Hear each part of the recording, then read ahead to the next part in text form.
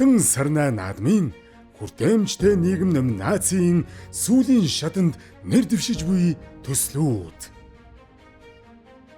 Тусгай хэрэгцээт хүмүүс зориулан Hand Pro компани хөгжүүлсэн виртуал дохионы хэлмэрч, сонсголын бэрхшээлтэй иргэдийн мэдээллийн хүртээмжийг нэмэгдүүлэх, боловсролын ялгаатай байдлыг арилгах, олон нийтийн оролцоог нь хангах замаар тэднийг нийгмийн харилцаанд тэгш хамруулах зорилгоор виртуал дохионы хэлмэрч бүтээсэн нь энэ юм.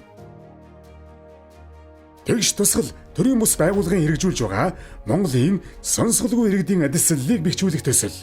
Уг төслийн хүрээнд 21 аймгийн сонсголгүй иргэдийн нийгмийн бүлгийг оролцуулан томоохон судалгаа гүйцэтгэж Монголын анхны дохионы хэлний цахим төлийг танилцуулжээ. Залуучуудын бизнес эрхлэлтийг идэвхжүүлж, гарааны бизнес эрхлэгчдэд тогтвортой хөгжлийн зорилтонд нийцсэн шийдлийг бий болгоход нь туслах зорилготой Kite хурцсгуур хөтөлбөр. Тэд өөрсдийн хийж байгаа ажлаа үнэлүүлж, Stewardship Asia Center-аас тогтвортой байдлын шилдэг 25 төслийн нэгээр шалгараад байгаа юм. Автан сарнай 2024